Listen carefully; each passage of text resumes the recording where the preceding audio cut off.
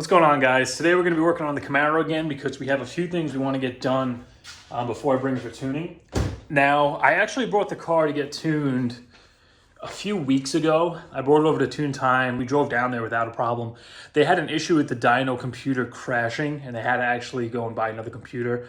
So unfortunately, we weren't able to actually tune the car, but we are going to be going back and getting it tuned soon. I didn't actually make a date with them yet because I figured this is going to be a good time to kind of address some stuff to make sure that everything goes smoothly and we kind of make the most power that we possibly can and don't run into any problems. So for one thing, we're going to be doing the fuel pump. As of right now, I have a Walboro 400 in there, and this is the same pump I was running with the old setup with the 5.3 and the LSA.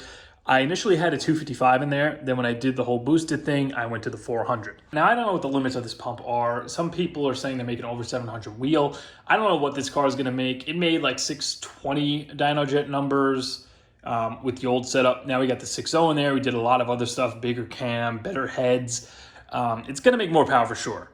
So I want to make sure that I'm going to have enough pump. The other thing is I'm running a 3/8 feed line, which is a little bit small, and that paired with the 400 pump, we're probably going to be on the limits of it if it turns out it wasn't enough. So today we're going to start out with the fuel pump installation. I picked up a Walboro 525 Hellcat pump. This is going to actually flow more fuel than twin 255s. And this is going to drop right into the factory fuel sending unit. I think it's a little bit bigger. I'm assuming it's going to be a little bit bigger than the 400, but it'll still fit through the hole without a problem. All the connections are the same. I'm just going to move the sock over from that pump.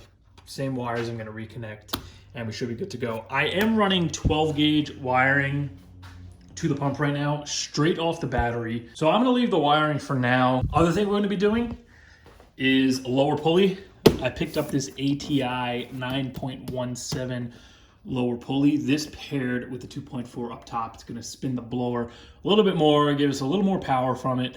And the thing is, being I did the bigger cam, the better heads, the ported snout, all this other stuff, the boost level, plus it's a 6.0, it's not a 5.3 anymore. The boost is going to drop. So we were at 15.5 before, now we might be down to like 12 or so. So we have some room now to kind of push the blower a little bit, bring that boost back up to 15, and that's what this pulley is going to do. Other thing we have is oil. I'm going to change out the braking oil. I've been dailying this thing every day, and it's been fine. So I have enough miles on it now where I think I'm going to change the oil, put in some regular AMS oil, full synthetic, and a new filter. Bracket, this is the bracket for the gas pedal for the drive-by-wire. I still have my kind of jerry-rig thing in there. We're going to install that, as well as the intake. We're going to do a 5-inch intake on this because that's going to give us a little bit more power as well. And I think we're actually going to test this on the dyno. So we're going to run it with the 4, swap the intake out to the 5, run it again, and we'll see if it wants more fuel, whatever. Adjust the tune for it, and we can see exactly what we pick up with the 5-inch filter and the 5-inch pipes. But for now, let's get in the back. We'll got to pull the carpet back. I got to see if I could get to that without pulling the ice tank. I really hope I can. But you guys know I do have a trap door back there, so this should be relatively easy to swap out. Luckily, I could just pull this back this way. I don't even need to pull the tank out.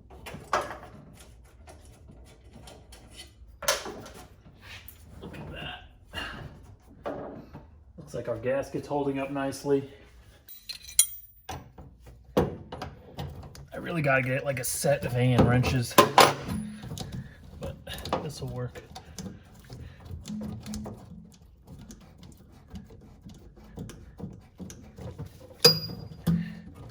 A lot of people are against this door, which I understand if it's done wrong and you just kind of cut it open with tin snips and just leave like a jagged hole there. It's kind of butchery, but I mean, if it's a legitimate door, which new cars, at least most of them today, they already have a door from the factory to get in here to get to the pump. And especially if your car is modified and you need to get in here to do stuff with the pump, definitely do it.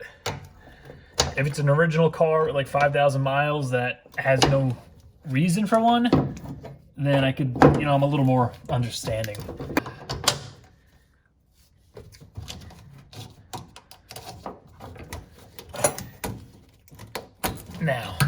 this wire here, this is the ground, I think, for the fuel sender. I didn't actually put a connector in that, so I gotta actually cut it to remove it.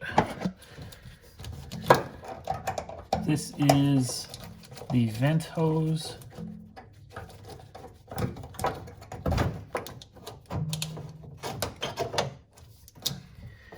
We just snip that, take the ring off, and I think that's it.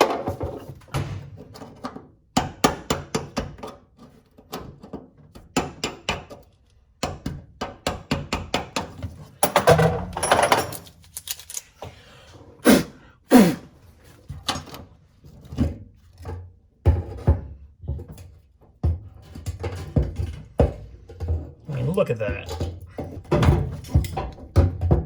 Oh, drop the float in. Well, it should float at least.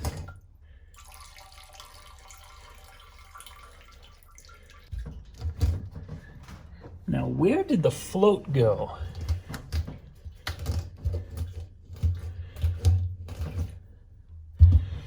All right, I gotta go find the float.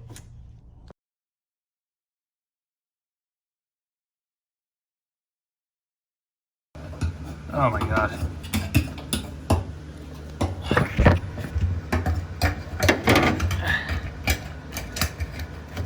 All right, $5.50 for the pump and like a friggin' hour to get the damn float out of the tank.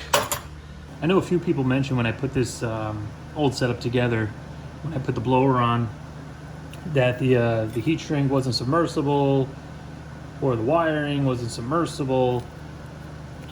And this stuff, the only thing I actually got that was submersible is the fuel hose here, but the heat shrink, the wiring, it's been here, been submerged in the tank for well over a year, and there are absolutely no ill side effects as it's deteriorating or becoming soft. The silicone up here really softened up, that ultra gray.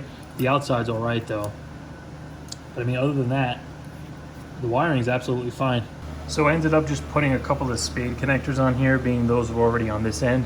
Slid them together, crimped them here, put some solder, so that's not gonna come off. Now I'm just gonna heat shrink this and then slide this heat shrink over the connections and then separate them, kind of tie them back to make sure they never meet against each other.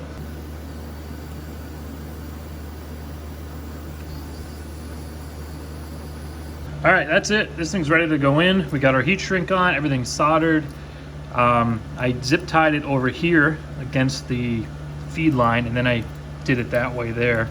So those two have zero chance of ever making kissy-kissy with each other. All right, guys, that's it. We're all together. Lines are on, everything's tight. I ended up using a spade connector for that fuel gauge wire. I don't know why I didn't do that previously, but now that could just be disconnected if I had to, instead of just cutting the thing. So let's hop in. See if it primes. We'll check for leaks before I seal it up.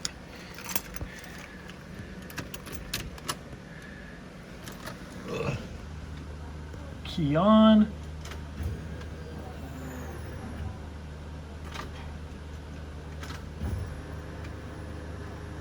Sounds good.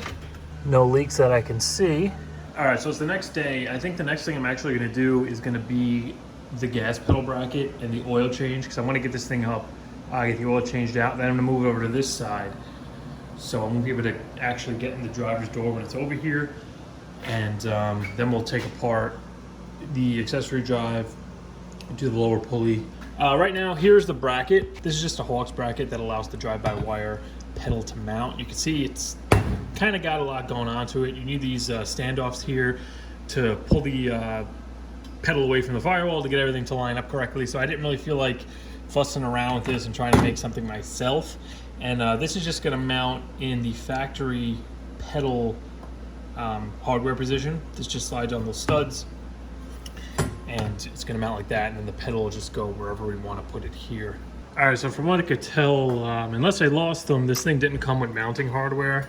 So it's the same thread size as the 10mm headed LS engine bolts. So like the valve cover, coil bolts, stuff like that. All right, so with the gas pedal out, that's where the old one mounted to. There's those two studs. So this thing is going to go over those two studs right here. And then this cutout is for the steering column, so it's going to mount like that. I don't know where the hell the top one goes. I'm probably just going to leave that one out because I could barely get to these, and I can't imagine trying to screw something into that too. But the first problem I ran into,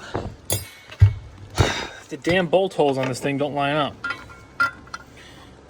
Look how friggin' far off that is. The bottom one's on center. Look how high the top one is.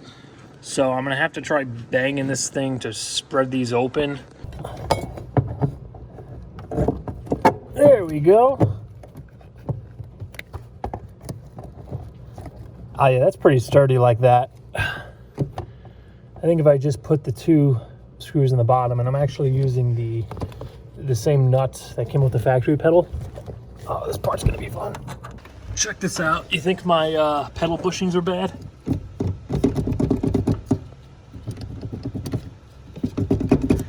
Yeah, that's gonna be another video.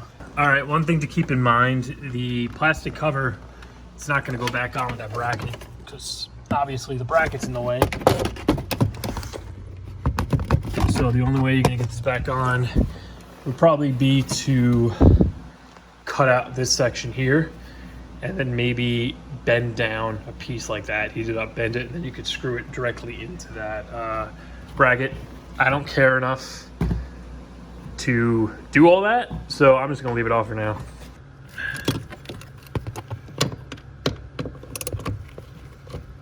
Ugh.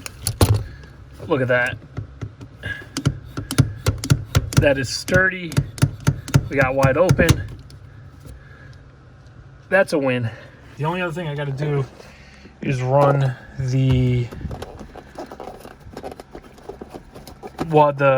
injection wire, not the injection wire, the pulse width wire from the injectors. I put the method controller in here. I swapped this out to a pulse width controller before I just had the boost one with the vacuum hose on it.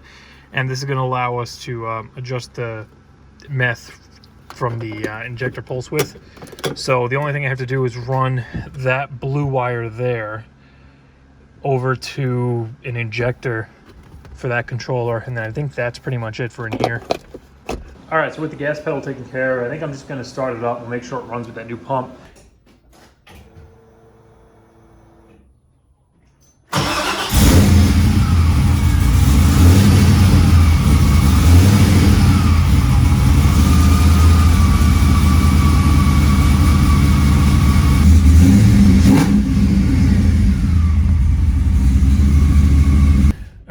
Found something to complain about. The gas pedal, it just feels way too far forward. To actually press it, I gotta drive like that with my knee like bent up. The seat's all the way back. You can see my left leg is pretty far extended, and that just feels freaking weird.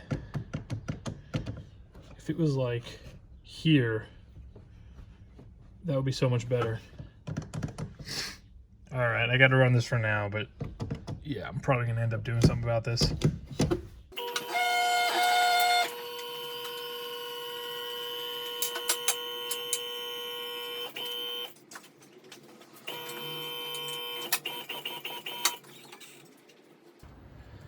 With all this Harbor Freight recall nonsense, I'm definitely glad I have these quick jacks.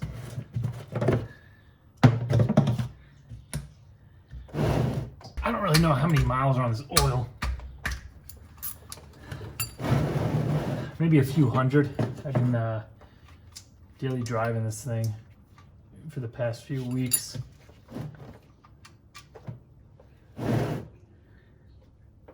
This is the first filter. When I did the second change, I didn't actually change the filter. So I think I'm just gonna pull this thing off and put it to the side until I could cut it open. Maybe we'll take a look inside of it. Probably should have ran this a little more. The oil is still totally cold.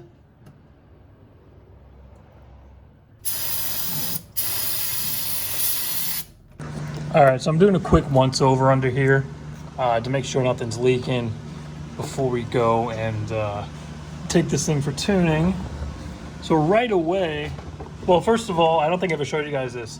For my stock 3rd gen oil pressure gauge, I got one of these little adapters, very low profile. I actually had to go through a couple of these because they were actually too far out and the fitting was hitting the header. But I got a low profile one from Summit Racing. I put an elbow on there. This is just hardware store stuff. It's all, I think, 1/8 of an inch, like pipe thread or something. And I just extended it over to clear the header. I screwed the stock 3rd gen oil pressure sensor in there, going to the stock 3rd gen wire through that C100 connector. And that's it. You have a factory 100% accurate, assuming the gauge is good, oil pressure sensor. But we look good under here. I don't see any leaks. This is from when I brake cleaned the oil from the filter. And check this out. This friggin' exhaust system, I couldn't be friggin' happier with it. I just wanted to make sure I didn't have any leaks from the clamps over here, especially since the wideband is on this side. This side is good. There's absolutely no leaks. The wideband is in the collector back here. Passenger side has a very, very small leak from the joint here. That's the only part that's actually leaking on this. I'm gonna leave it for now, just because the wideband is in this side, so it's not gonna affect the fueling at all. But what I'm most impressed about is look at the clearance. I mean, look, like the condition of the pipes. You notice that not one pipe has a friggin' scrape on it. This side before was so dented and flattened and scraped. This little bit here is from me just pulling the pipe down when I had to clearance it in a few spots around the cross member. So that kind of rubbed on the floor, but you can see no actual scrapes through the entire exhaust system. So making this Y pipe, man, it's probably the ground clearance has improved so friggin' much. You're really better off just kind of making your own thing. Don't even bother with the universal ones, because if you're really out for getting something tucked up there, having the best ground clearance, I mean, it just goes to show you got to do it yourself.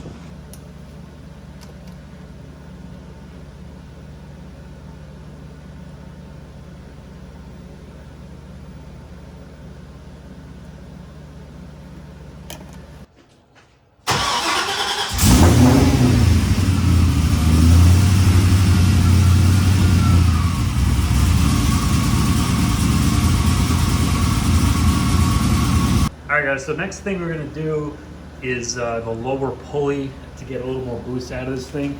Right now I'm running the stock 5th gen Z01 pulley. This is a 9.17 larger. So this is going to give us a 15% overdrive over what I have on there now. Alright, so I glanced at the instructions quickly, and this is what we're dealing with. So we have the actual hub that's going to go onto the crank. This is going to be for air conditioning, which I'm not going to be using. Second one here is the regular serpentine drive. So the serpentine pulley is going to stay the same size. I thought the whole entire thing was going to change. I never actually used one of these before, so I don't have to get a different belt for the main serpentine drive, which is good. And then you can see just how massive the actual blower pulley is compared to the stock size.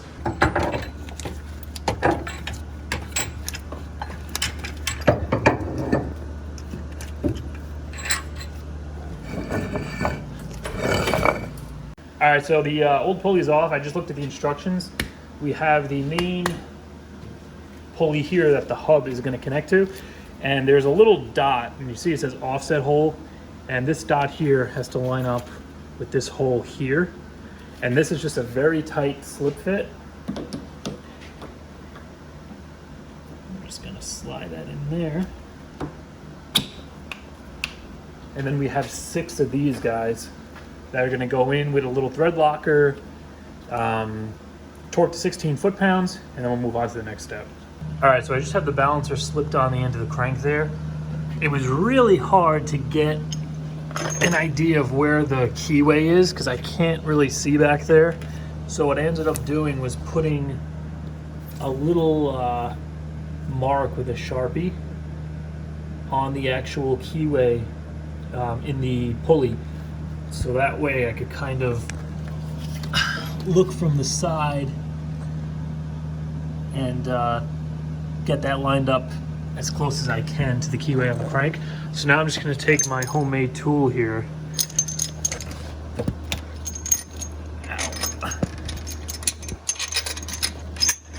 thread this guy in here. Tighten down the middle nut, that's gonna press that on. Then we just have to put on the outer piece for the blower. Now I actually called ATI up because I wanted to make sure I was all right to not run the back pulley for the air conditioning. Obviously I have a high mount accessory drive, one belt runs everything. And he said as long as you have 9 bolts minimum holding the 2 pulleys together, the pulley to the center hub, it'll be fine, because otherwise the bolts will shear if you don't have enough clamping force connecting the outer part to the hub. So we have 6 of the smaller ones in there now, and then once the outer piece goes on for the blower, that's going to be 3 more, so that's going to be 9. So if you were just getting one of these dampers without the blower attachment on there, it was just a regular NALS, you would want to run the AC pulley in the back regardless, so you have that minimum of 9 bolts passing through.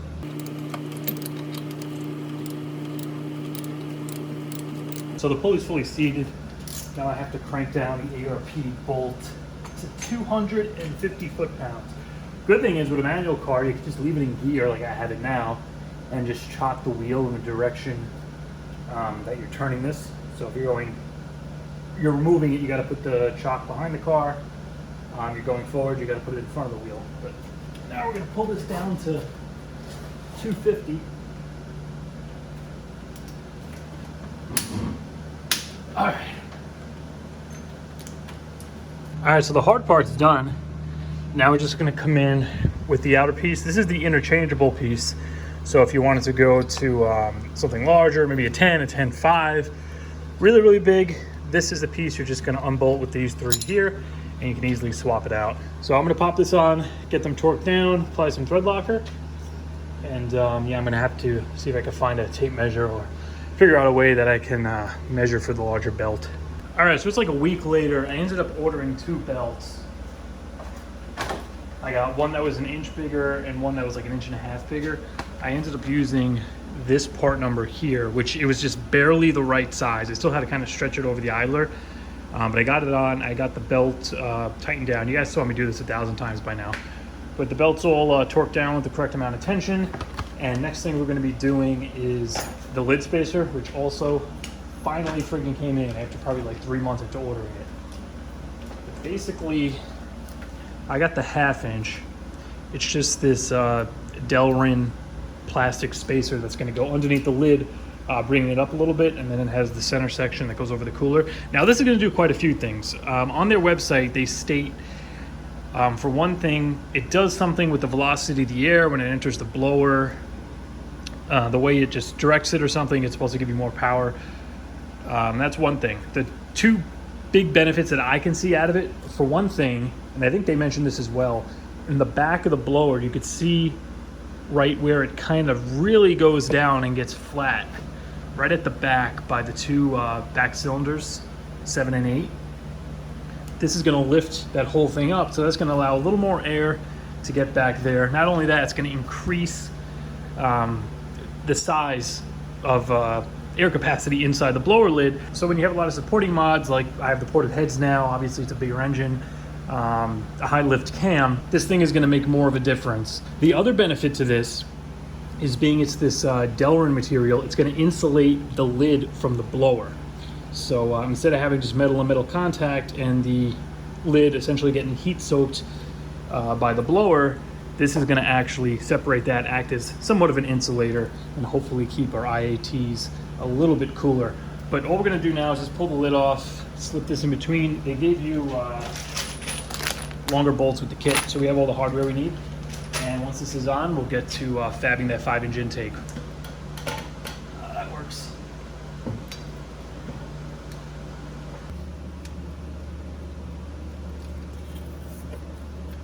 And then we're going to take that spacer and we're going to put the orange factory seal in that groove. You can see there's a notch for it. And then this is going to get positioned up because this is still going to be sitting against the cooler brick. And we want the notch towards the front. You can see that locks into place there. And then the spacer itself has the seal on the bottom. Seal is going to be facing down. lines up with the little guide pins on the blower. And then the blower itself has its own green seal on here. So we're just reusing that, dropping this back on top, putting the longer bolts in. And yeah, that's pretty much it. Very, very simple.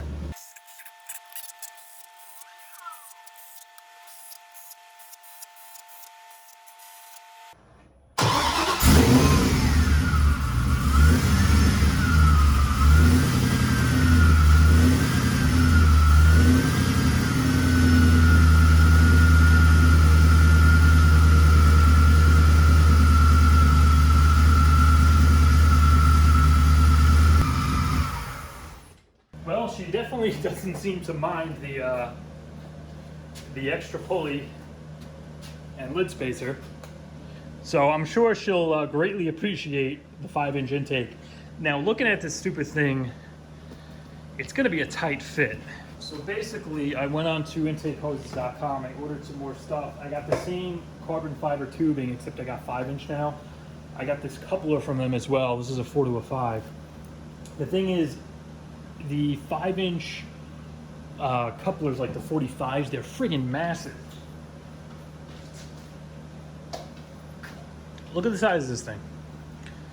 And in comparison to what's on there, it's gonna be like mostly coupler and probably like that much friggin' carbon fiber. So I'm gonna have to try to trim these down best I can as far as this way goes. So I'm gonna try to cut as close to this curve as possible. Same on this side to kind of shorten that down and make it fit so we just don't have two couplers butted up against each other. And the air filter I got is pretty much the same dimensions as the one I just recently put on. I measured this out too to make sure it's gonna fit between the meth tank over there and the radiator. But it's the appropriate color now. And it's the same length and everything. Obviously this part's a little bit bigger because it's a 5 and the opening's a 5, and that's gonna fit right in there, no problem. And now I just have to cut down the carbon fiber, kind of get the adapters and everything to meet up. And while I'm at it, I'm going to install a bigger meth injector. So I'm gonna pull, I think that's the smallest one in there. Now I'm gonna pull that out. I'm gonna put the biggest I have, drill it into the new carbon fiber piece, and that's gonna be it. We'll be ready to get this thing tuned.